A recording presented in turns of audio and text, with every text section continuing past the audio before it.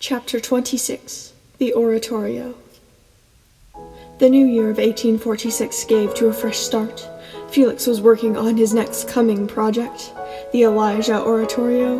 Progress on the composition had accelerated since coming up with the outline, yet to satisfy Felix's standards, it would take a lot more editing. His picky nature in revising made the whole affair no easy task. On the other side of things, Fanny flourished in completing music, sending them Felix's way to inspect.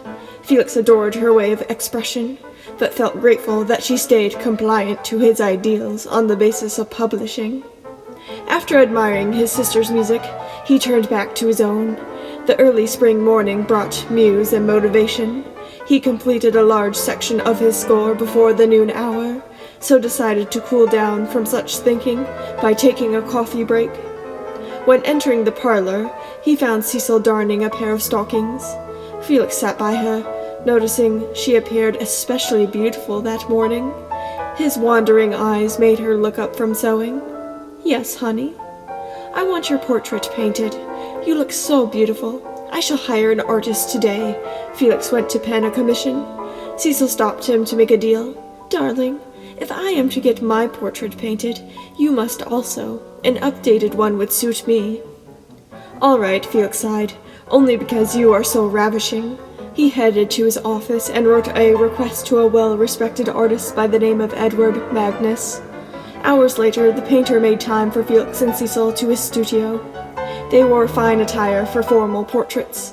Magnus welcomed them to his workspace with utmost excitement to paint the Mendelssohn couple. He first gestured Cecil to a chair, sat in front of a canvas. "Come sit here." Cecil sat, and Magnus asked, "What shall we add for an even more dashing portrait?" "How about this elegant rose?" Felix picked up the flower from a plethora of props. He handed it to Cecil, and it added grace. She already appeared quite fancy with her red fur scarf draped around her arms. It matched the sparkling ruby ring placed on her finger. Magnus began his craft after she posed in all beauty. Felix watched as the outlines formed his wife's figure. He couldn't help but blush as it transformed into the most gracious portrait. Each stroke of color made it all the more real. The painting took a long setting to finish, but it was worth the wait. Felix admired it to the full. Cecil became curious about it as her husband stood with his mouth dropped in awe. She came to the canvas to see it herself. The turnout rendered her very pleased. "Now it's your turn," Cecil pointed Felix to the chair. Before sitting down, he adjusted his coat and cravat. His hair he tried to fluff. While doing so, Felix questioned his wife. "Honey, do I look all right?" "You look fine, darling. Don't fuss so much about your appearance." She smiled as she found him to be handsome. Felix had many self-conscious thoughts, as he wasn't the young man he had been in his 20s. He was still young, being 37, but time would only rush forward. When he sat and posed with a subtle smile, Magnus began outlining Felix's face. Cecil gleaned constantly while comparing her husband to the portrait in progress. Hours later, Magnus signed the finished product. Done. Felix stood to check it out. Upon seeing his face staring back at him on the canvas, he gave a sigh of unsureness. He looked at both paintings sitting together. Magnus, in a fright, asked, "What's wrong?" "Nothing. Each is painted to perfection." Felix glanced at a mirror, comparing his reflection. Cecil asked, "What is the matter?" "It's just that you look so good with beautiful youthfulness. Why am I aging so prematurely?" Felix fluffed his hair some. Cecil chuckled, but assured her husband, "You aren't as bad as you think. Some hair is receding, but nothing to beat yourself over. Plus, you wanted to grow out your sideburns. You can't expect to look 10 years younger with them." "I love you." Felix gave her a kiss. Cecil knew how to speak to her husband. Though Cecil's wifely words made him feel better, the next few weeks contributed to his self-consciousness. His lifestyle consisted of frequent stress, work, and fatigue, all in which affected his health. Relentlessly, he put immense effort into providing for his family of 5 children. He conducted concerts multiple times a week, or performed on the piano. When he wasn't at the Gavant House, he spent his time feverishly working on the Elijah Oratorio. To top it off, there was soon to be a music festival in Birmingham, meaning another trip to England. Felix hoped to finish the oratorio beforehand, but the process of editing and revising hindered his wishes. Cecil caught onto his constant hardship on himself, so gave him reminders to calm down. Felix complied and decided not to rush the composition for the sake of his own health. To keep from tiring out on the oratorio altogether, he made decisions on other aspects, such as the printing and publishing. He thought it would be a decent idea to have the orchestra parts printed in Germany, but the vocal parts in England. The language he primarily chose to use was English. He had translations in German, but intended many performances in England. In regards to the price of the work, he reviewed his past compositions for ideas. He had made £25 for the Hymn of Praise, £30 for Antigone, £12 for a piano and violin duo, £24 for Nacht, £47 for the incidental music for A Midsummer Night's Dream, not including the overture, £4 for Hear My Prayer, O Lord, £10 for the violin concerto, £25 for a book of 6 Lieder ohne Worte, £10 for a trio in D minor, £20 for a trio in C minor, and £20 for 6 songs. Felix set aside his financial decisions, still indecisive. He moved on to a pile of letters from the postman. Most came from his siblings. Before reading those, one from Jenny Lind was slipped in the pile. He opened it quietly after being sure his office door was shut. It was a response to his love letters over the past couple months since their first meeting. Jenny's replies began to dishearten him. He requested that she sing at the Birmingham Festival, for he had written a high F-sharp in the oratorio specifically pertaining to her voice. Concerning the festival, she was booked, being in high demand otherwise. Relationship-wise, her writing gave the hint that his expressions of love were too much. He needed to keep his feelings towards his wife and children. Felix felt a stab to his heart, so penned another longing love letter. He rather put pressure on her by writing outlandish things, saying he would die without her. She was to be making her London debut in the next year, so Felix planned to attend. After dealing with Jenny's letter, Felix turned to his siblings' notes. They were from Paul and Fanny. He read Paul's first, learning exciting news that he and his wife had a child.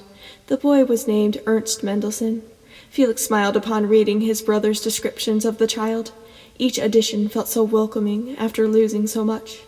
With Fanny's letter, each line caused Felix's warm heart to grow cold.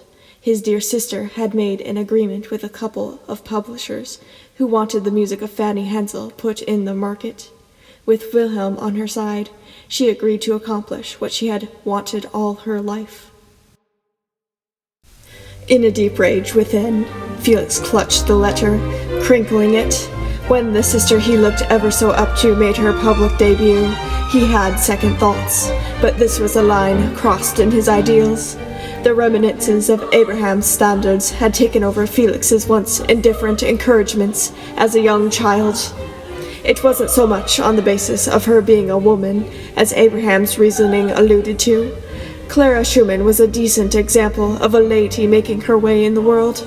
Felix's basis concerned that Fanny began pursuing her wishes after Abraham's death. It stung his inner heart that she veered so far from their father's standards. Felix wrote back to her for the time being, hiding his true feelings. Dear sister, I send you my professional blessing on becoming a member of the craft. May you have much happiness in giving pleasure to others. May you taste only sweets and none of the bitterness of authorship. May the public pelt you with roses and never with sand. Your brother, Felix. Felix set the pen down, folded the note, and handed it to Johann for sending. Within the next few weeks, the Elijah Oratorio would be ready for the Birmingham Festival, so Felix made plans to pass through Berlin to give Fanny a piece of his true mind. Bruder, do not question my choices. I am my own woman, and have a husband as my head. He is tolerant of my decision, Fanny scolded Felix, who was standing in the entryway of the Hensel home. He had not yet settled in a guest room, and had already blown into a spiel at his sister. Fanny continued, If I had known you were visiting to tell me your opinions, in which I know every one, I would not have agreed to let you stay. What else did you expect, dear sister? I don't understand how you could deceive our late father. Felix became red. Fanny bellowed back in a boil. I sometimes don't know if I am talking to my dear brother, Felix, or arguing with my father. I am not Abraham. Felix crossed his arms. Wilhelm walked in at the commotion with young Sebastian trailing behind. Felix quieted upon noticing his brother-in-law's stern stance while putting a comforting arm around his wife. Sebastian looked to his uncle in fear, never seeing him act as so. Felix felt the embarrassment and didn't say another word. Fanny then took his luggage. I'll show you to the guest room. Felix followed behind her to a comfortable room upstairs. Her air and demeanor was stern when leaving him to settle. Felix relaxed in his lonesome until his nerves were calm. He then headed back downstairs, where in the corridor he heard Fanny and Wilhelm in the parlor. Their conversation caused him to eavesdrop. I think it would be better if he stayed with Paul. He seems to know how to handle him when he is in such a state, Wilhelm stated. Fanny shook her head. I know him better than Paul, in honesty. He is fine here. Felix just needs to come to terms, then he will return to his cheerful mood. Paul tends to send him to a hotel, even though he has room. She paused her speech as Felix quietly entered. The three of them seated around the coffee table. A servant brought tea at the hour. Felix sipped his cup, remaining quiet. Wilhelm and Fanny continued visiting, but on a different subject. It was innocent talk of art, as Wilhelm had many commissions to paint portraits. Felix joined the conversation by speaking of his watercolors, but Fanny purposely mentioned to Wilhelm, I did choose drawings I want for my music. They will look well in print. Good, Wilhelm smiled, gazing at Fanny with infatuation. They both jumped from their subtle moment by a slam of a teacup. Felix leaned back in his seat, arms crossed. Fanny glared at him. I know you do not agree with my publishing, but it is happening. You cannot convince me otherwise. I can't believe you would be so bold. Felix shot up from his seat, becoming fearfully overcome with his dark side. Only on a few occasions in younger years had Fanny seen her brother in such a state. Their father's stern voice had been the one to check the torrent of words.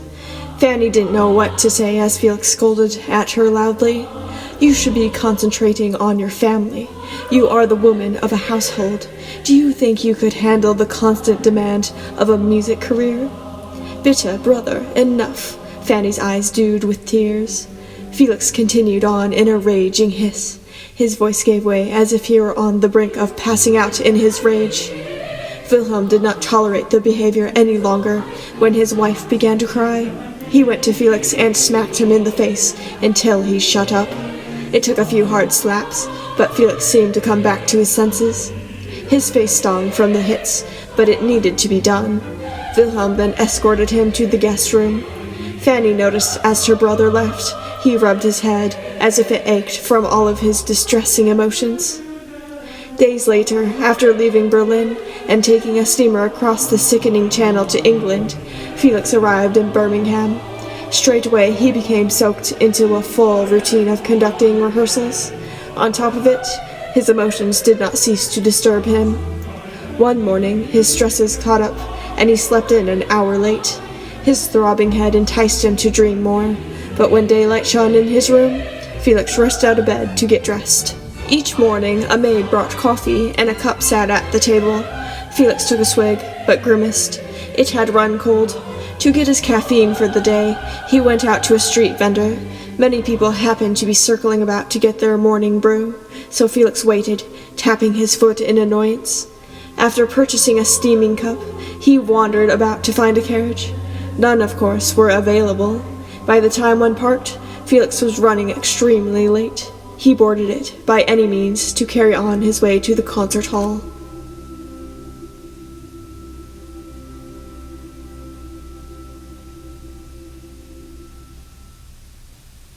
When arriving, the musicians were set to rehearse. They didn't appear in the most chipper of mood. Felix quietly took his place.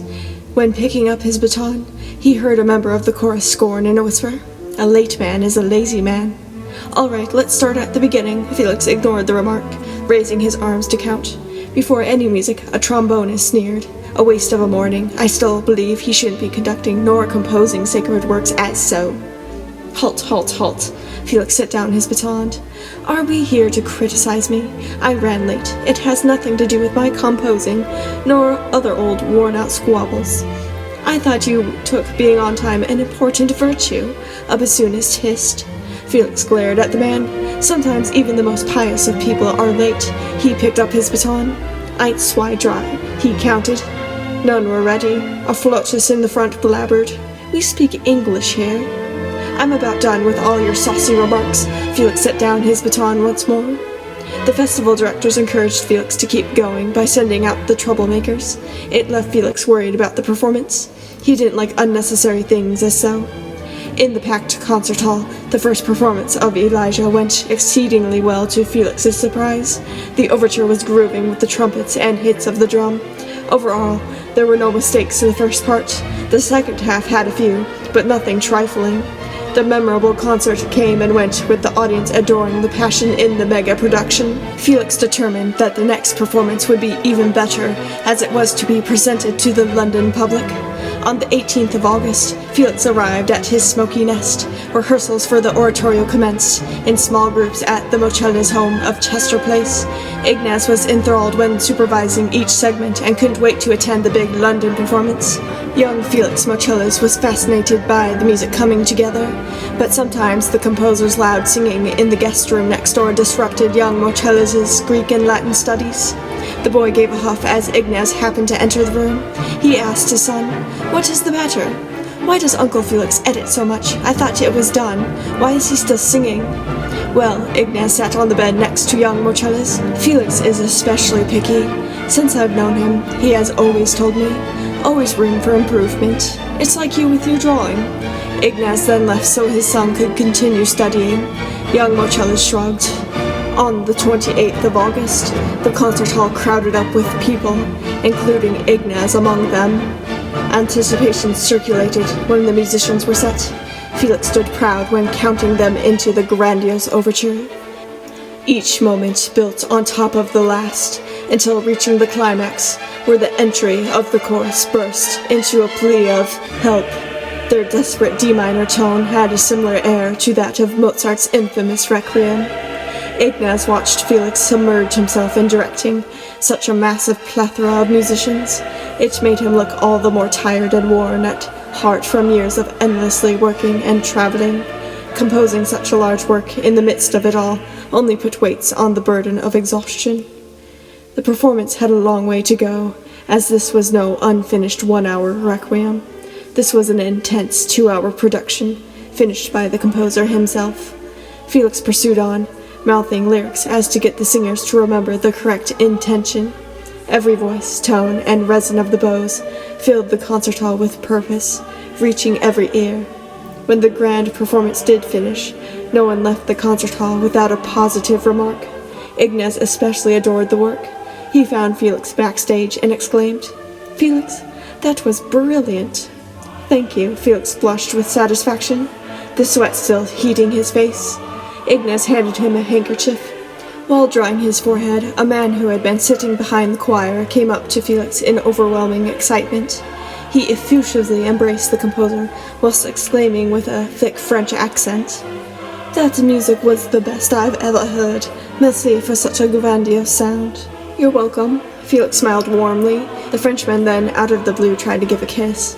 Felix leaned his head back to avoid him. Ignaz intervened and pried the man away. "Bugger off." He nudged the Frenchman until he went on his way. "Thank you," Felix chuckled at the humorous occurrence. He then sighed to Ignaz. "I'm leaving London tonight. We probably won't see each other for a while." "Well, you have a lot of packing to do. We can still chat, as I must begin the process of packing my family and I's things." "You're moving to Leipzig," Felix cheered, having forgotten Ignaz's plans. They continued on in complete ecstasy to Chester Place. Back at the Gewalthaus, I burst with joy to see Felix return to Leipzig, yet it was double the excitement when Ignaz walked in with him. He remembered me well for my stay at Chester Place, and had great happiness in meeting me again. I asked him, "How long are you in the city?" "My family and I have moved here. Thanks to Felix, he arranged a temporary place for us. I shall soon purchase a permanent home, and work at the conservatorium." He smiled nonstop. Felix spazzed out from heart-bursting happiness.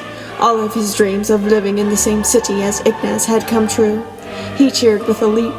Ignaz is really here. It's a good thing he is. He can help me deal with your endless energy, I joked as Ignaz calmed his jumping and turning about. Once he let up, I explained.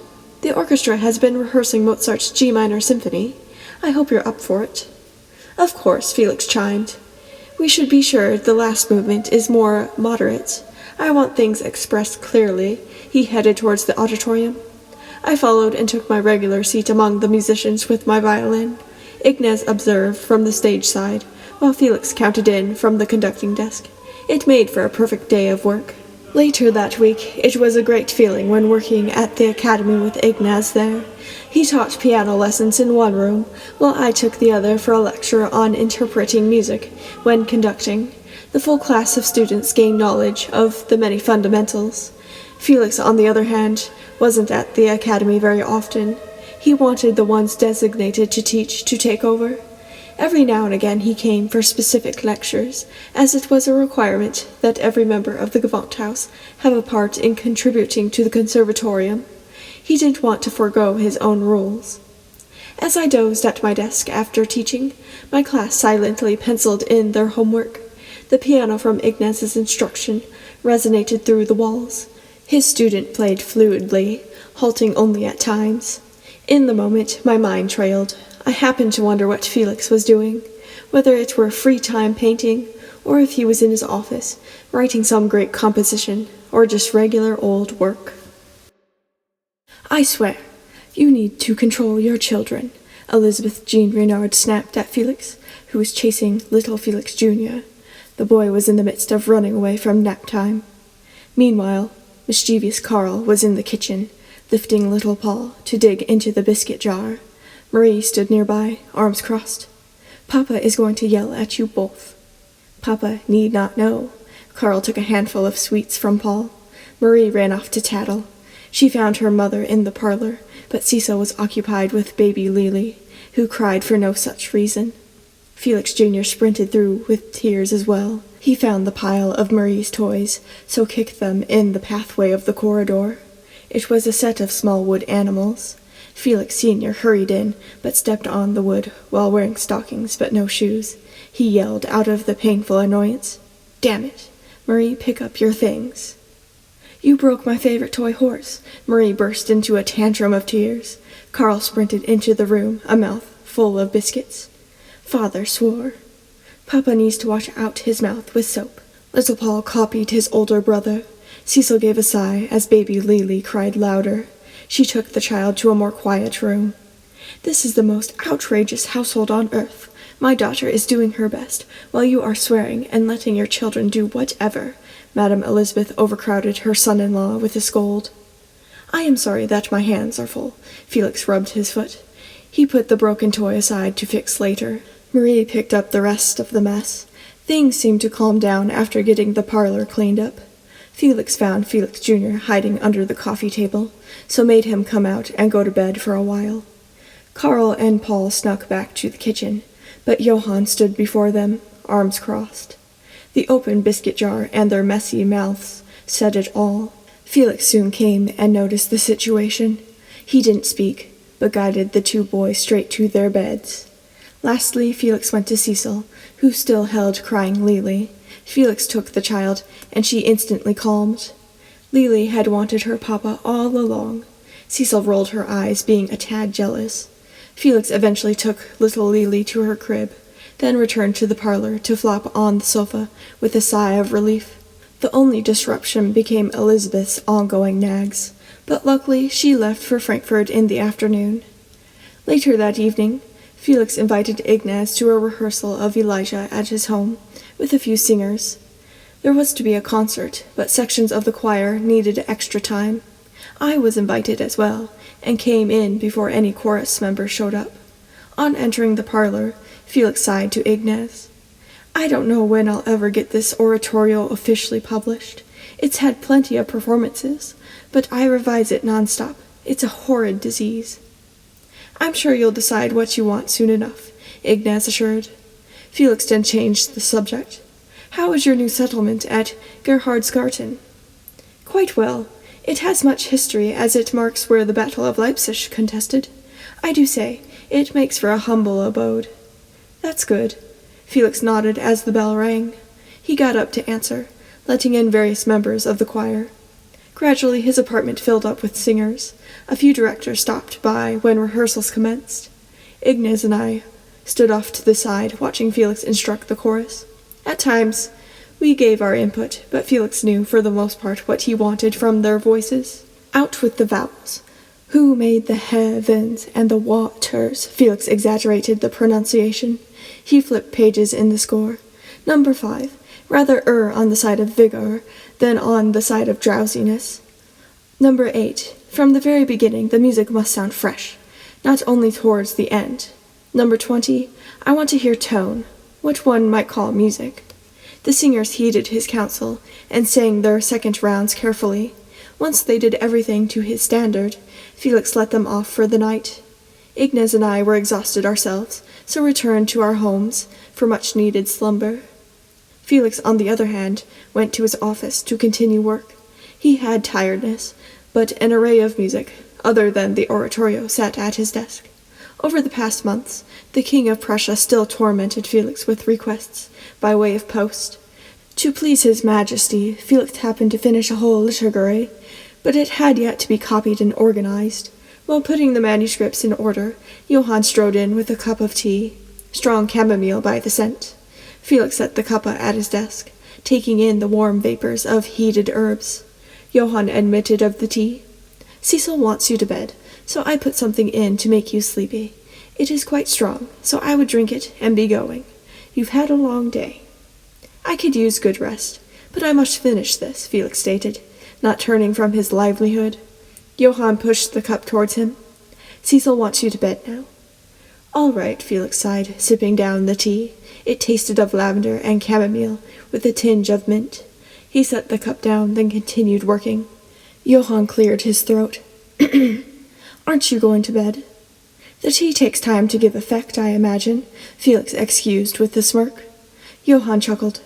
Sometimes you're more stubborn than your children when it comes to bedtime. Don't fall asleep on the desk. The servant took the cup and saucer. While holding the delicate china, his hands gave way to shaking uncommonly. Felix asked in worry, Johann, are you all right? Yeah, I am a little out of sorts tonight. He turned for the door. Before exiting, he unexpectedly stumbled in a fall, dropping the teacup. Felix shot up from his seat. Johann! What happened? Cecil rushed in at hearing the fall. She wore her nightcap and gown. Felix ordered, Help me get him to his room. Of course, Cecil took hold of Johann's arm, while Felix had the other. Together they pulled their friend to his feet. Johann managed to stand, but needed all of the help he could get. His arms and legs felt as if they were weights. Felix noticed his face had a puffiness to it. I don't know what has come over me. Johann's face beamed with sweat. He walked steadily to his cozy room. It was the best place for him at the moment. Once Johann got settled in his bed, Felix told Cecil, I will go get a doctor.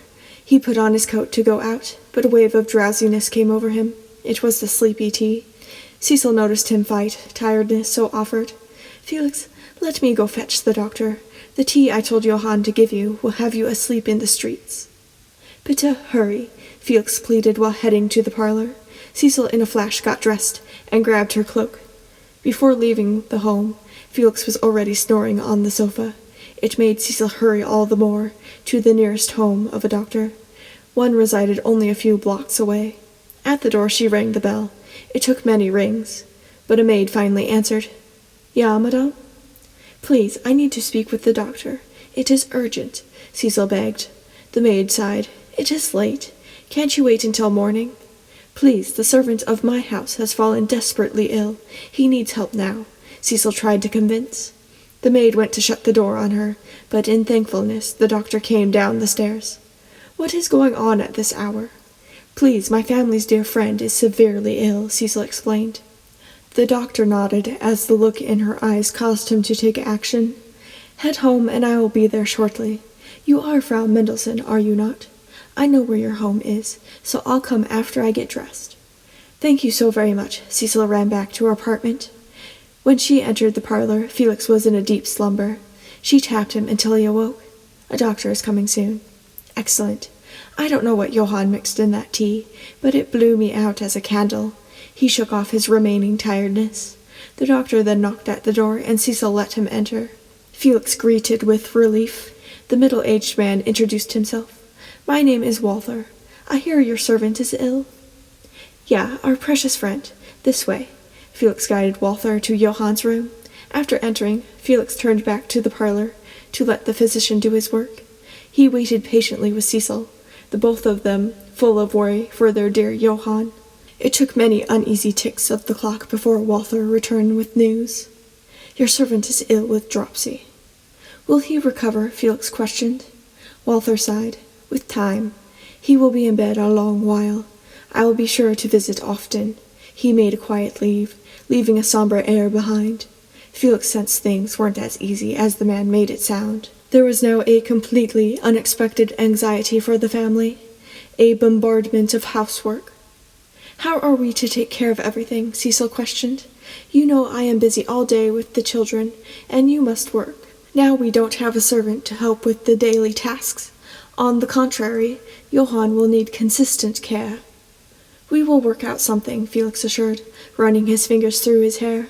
We cannot send off our dear friend because he is ill. That would be horrid. He is far more to us than any old servant. He is our friend. I could get my mother to come back, Cecil suggested. Felix shook in disagreement. 9. If she mixes in this, I assure you, I will die of anxiety. Let us leave all until morning. It is late, and we need sleep. Besides, a little work around the house shan't stress me.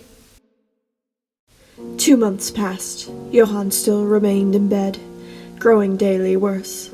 Felix took up the work of a servant on top of his regular duties. The experience gave a whole new meaning to their precious Johann's chores. Their maids came and went to help, but they had tasks of their own that took up enough time. No one could truly replace Johann. Cecil chose to tend to the children and the kitchen as any woman would. Her cooking skills were sufficient, and she made wise decisions when going to the markets for healthy food. The older children enjoyed helping her, especially when biscuits and cakes were being baked. Felix cleaned and supplied the utilities such as firewood, candles, and of course kept an eye on Johann. Watching the servant suffer through the days was only icing on the cake. Walther came by to help, but he could only do so much. Felix often left the door to Johann's room open when playing piano so the poor man could find some enjoyment. A fortnight into Johann's illness, there had been improvements, so Felix persisted in doing the work of the servant that he so highly valued. The chores made him value the man all the more. After a long day of composing, chores, and supper, Felix flopped onto the sofa with a sigh. Cecil took the seat next to him in the same manner. Each day left the couple beat to the bones. The children were off playing with toys and whatnot. Felix, Cecil lifted her head from a micro-nap. Yeah, honey. Did you remember to take care of the chamber pots today? Oh, 9. Felix rubbed his face in annoyance. The maids had left for the day, so Felix was stuck in dealing with the matter. He got up to get the nose-burning, disgusting chore over with, after which he made sure to wash himself extremely well. To get the lingering smell off his mind, he tended to the kitchen dishes. He filled the sink with soapy water until many bubbles appeared. Little Carl couldn't resist but to join in the case. He helped by playing with the fluffy suds. The father and son laughed together in tossing bubbles. Such positivity didn't last. Cecil entered the room, teared at the eyes. Felix washed the soap off his hands. What is it? I think we had better get Walther. Johann is not moving or breathing. Cecil sounded quite mortified. Felix dropped the plate he was drying, breaking it. He sprinted off into the servant's bedroom to find Johann in the deep sleep of death. While staring at him, Felix felt an emotional pain in his gut. It wasn't with a sense of fear, but with a push to do what was needed. He turned out of the bedroom. Carl came up behind him, asking, Father, why did you drop the dish? Go back to the parlor with your mutter. Don't come anywhere near this room. Felix shut the door. Carl opened his mouth to testify, but Felix snapped, Listen to me now. He pointed down the hall. Carl sprinted off. Felix grabbed his coat and went out into the cold rain. When desperately ringing at Walther's door, the doctor answered straight away. He gestured to Felix. Bitte, step inside, you'll catch a chill. You must come to my home. Felix tried to hold his sniffles. The rain covered up his tears. The doctor understood and hurried out. The coming days were nothing but a gloom. Johann's death put Felix in a grave mood, lasting a long time. It was due to watching his friend suffer so much, becoming worse and worse, having a moment of hope, then followed by his sudden death. The funeral didn't help. Johann's mother and sister arrived the day after he was buried.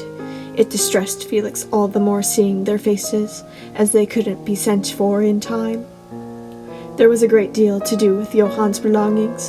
He had trunks of items and clothes. Felix spent the remaining days of the year organizing with the servant's mother and sister. Together they happened upon a letter containing Johann's last will. It was utmost heartfelt and touching. At the start of the new year of 1847, things seemed to brighten. Felix stumbled upon a score of Bach's B minor Mass, which cheered him a bit from the dreary months before. With the 3rd of February arriving, Felix turned 8 and 30 years of age. On that day, the Mocellas family invited the Mendelssohn family to their home. Charlotte was in the mood to bake, so she took advantage of Felix's addition in age. She organized the whole day with treats, cake, and little plays for the children to act out. Cecil and Charlotte watched their cute children act while they sipped tea, Felix seated in a rocking chair, enjoying the entertainment. In one scene, Charlotte had made Ignaz dress as a cook.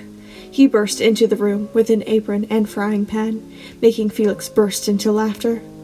Little Felix Mocellas followed close behind to act out conducting in all cuteness while his father played the piano. Felix Sr. rocked the chair to and fro, along with the beat of the music, as a natural response.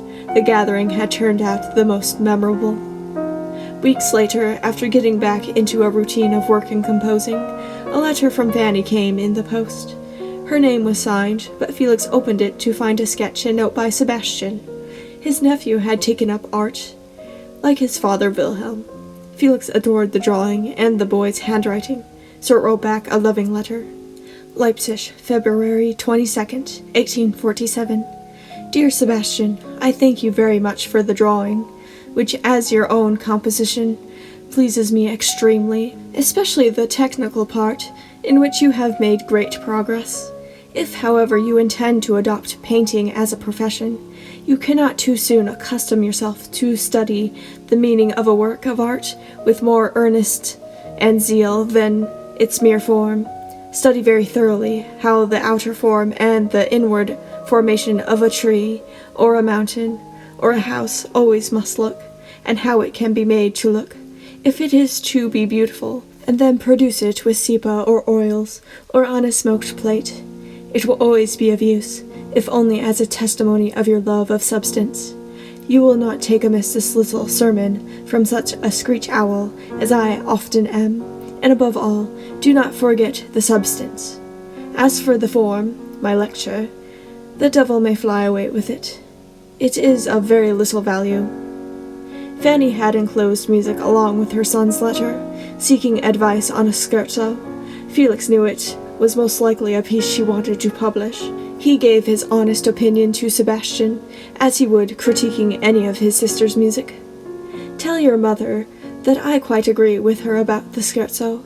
Perhaps she may one day compose a scherzo serioso. There may be such a thing. Your uncle, Felix, M.B. The months drove by, and the April of 1847 naturally brought Felix back to London. His oratorio of Elijah had become in high demand for concert-goers. Starting on the 23rd, performances commenced at Exterior Hall. The building's grand acoustics brought satisfaction to the ears. For the second performance, Queen Victoria and Prince Albert attended. They hadn't the opportunity to hear the fairly new composition. Felix made sure the musicians sounded capital for his royal friends. Albert was especially impressed with the work. He penned a handwritten inscription on the program paper of his pleasing opinions. When May arrived, Felix was still in London, so Victoria invited him to Buckingham Palace, insisting on a quick visit. Felix complied and came for an hour to play new works at the keys, one of which was an idea for an opera.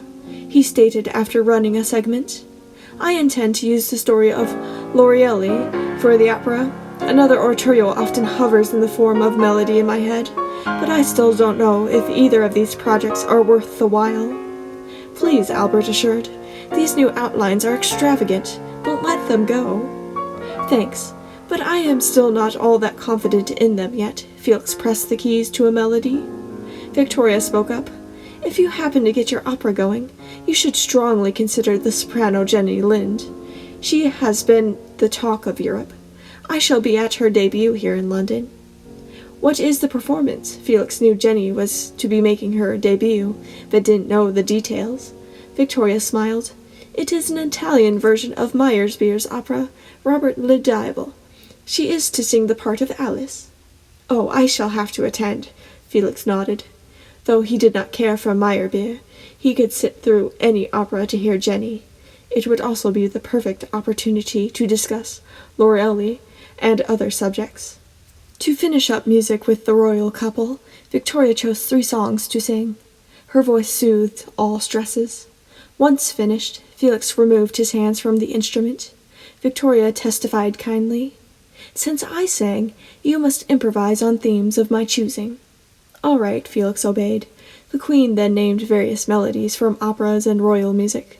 Felix played each one in a very pretty way, branching them off into their own little worlds of added harmonies, varying in rhythm and carrying on. After finishing, Felix could hardly lift his arms. Victoria's smile made her cheeks a rosy pink. "You have given me so much pleasure. Now what can I do to give you pleasure?" "I'd love to see your children play in the nursery. I miss my children, as they are miles away, at home. I love to sit and talk commonly." Felix felt the need to touch base with home life. Victoria nodded, and she escorted Felix that way. Albert had other business, so left them. In the nursery, a nanny was watching over 5 children, ranging from ages 1 to 7. Victoria and Felix entered and took seating beside them. Felix smiled at the children, who were busy at play. It made him think of his own family. Victoria casually asked, "How many kids do you have?" "5 as well, 3 boys and 2 girls, all living together in a decent apartment." "Sometimes I wonder what it's like living in a normal home. Having a palace doesn't mean a peaceful life when you're expected to run a country," the Queen sighed. Felix explained, "My home is peaceful, but the children have their days, and there's much work to tend to in providing for them." "I guess there are good sides and bad sides to either lifestyle." Victoria watched as her eldest daughter gleamed a smile at the guest. Felix's visit lasted a while longer, but his tiredness forced him to head back to his place of stay, where he rested up for the next phase of events in London. On the 4th of May, Felix, accompanied by his friend and critic of music Mr. Chorley, went to the opera featuring Jenny Lind. The concert hall became crowded with every seat filled.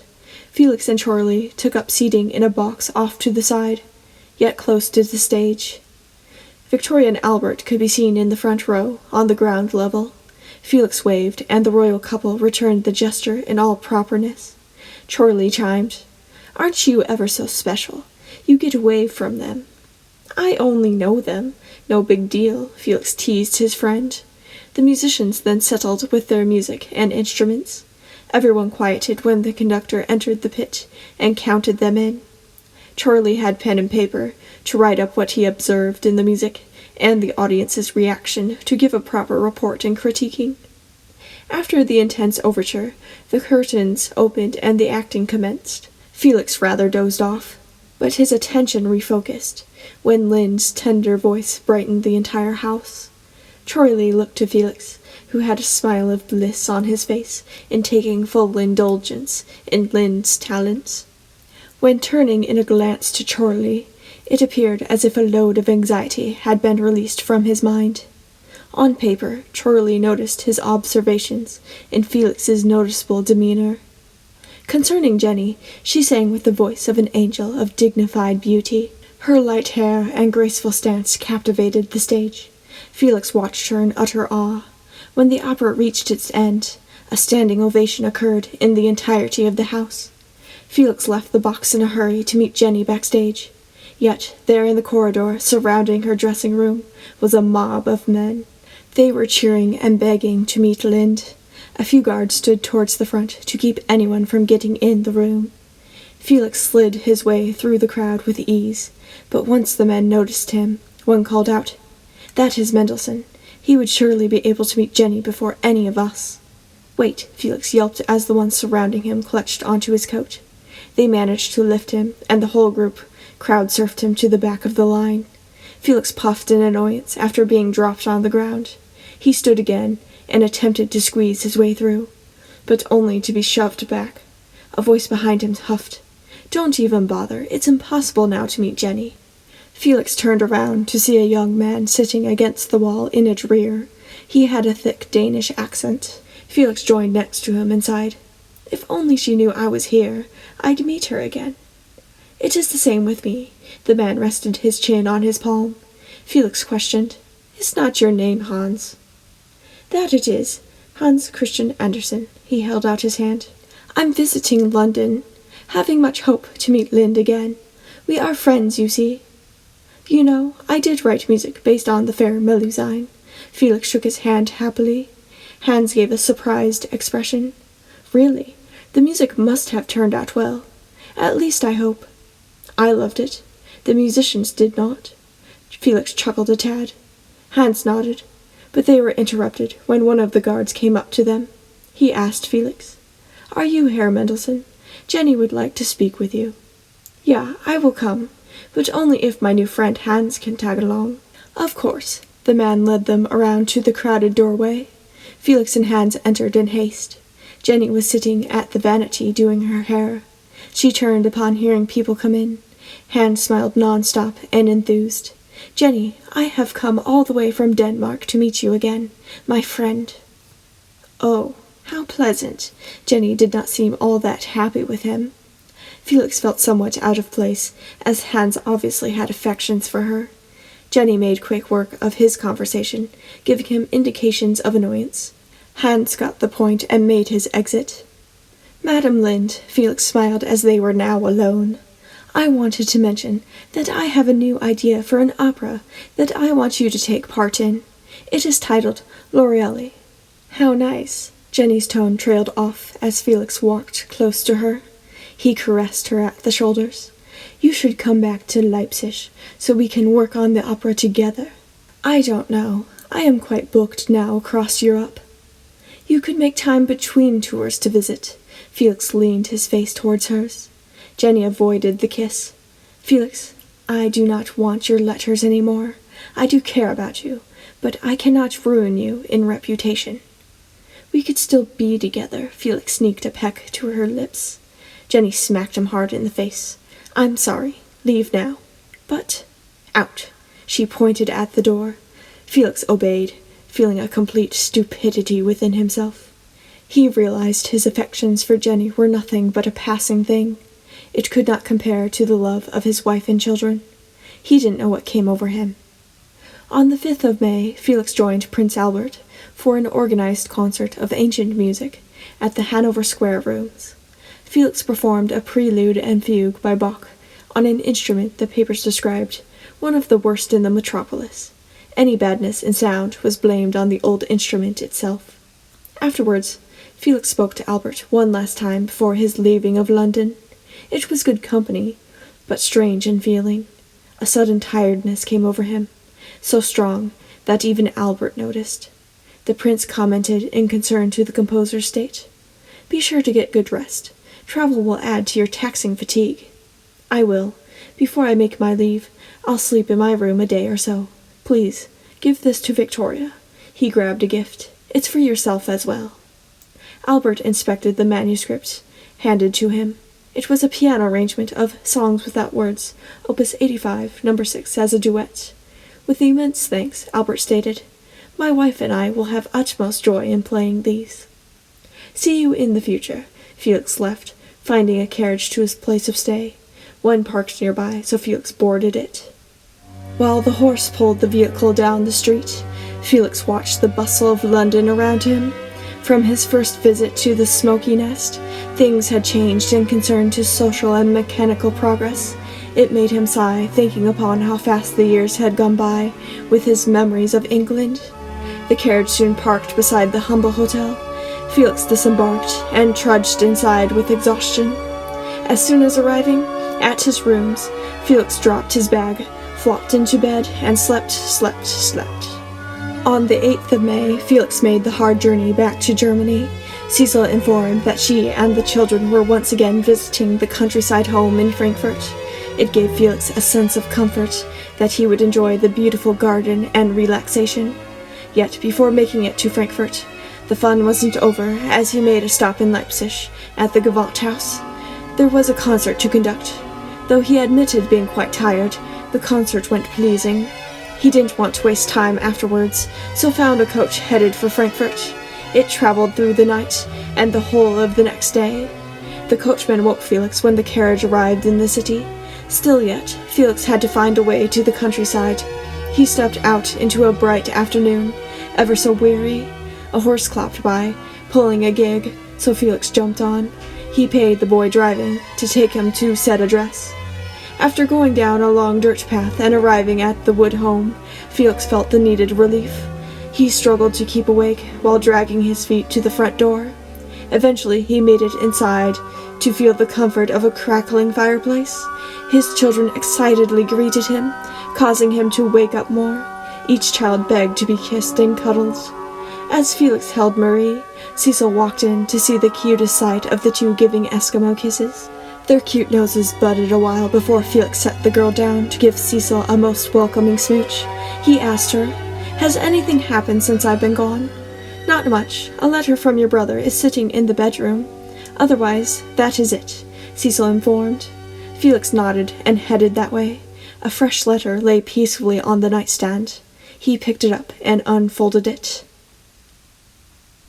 "My most dear brother, by the time this reaches you, the worst has come and gone in hours past.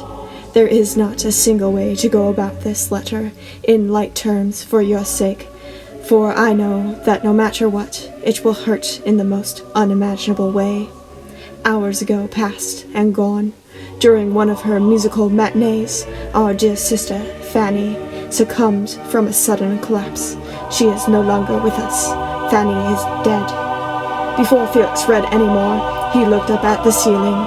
Gobs of thick tears filled his eyes. He dropped the letter, unable to look at it.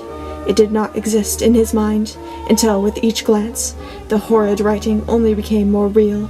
His tired state caused him to stumble back. In a sudden flare of high emotion, he, in a rage, began throwing things about in the bedroom. A wood chair was toppled with a loud crash against a shelf. Books and papers fell, making a mess.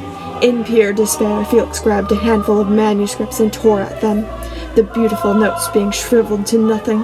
His world had been ruined. The reason for breath, writing, and hearing of melody were now pointless. The pain of the news felt as if a knife had severed everything within him, but left him alive to be in torturous agony. In a dizzy spell, Felix turned about, trying to regain balance. The twirl of the moment caused his senses to numb. With a sudden jolt, he fell forward, grunting after his head hit against the bedpost. He landed on the wood flooring with a terrible letter beside him. The writing echoed in his mind as his vision faded into darkness.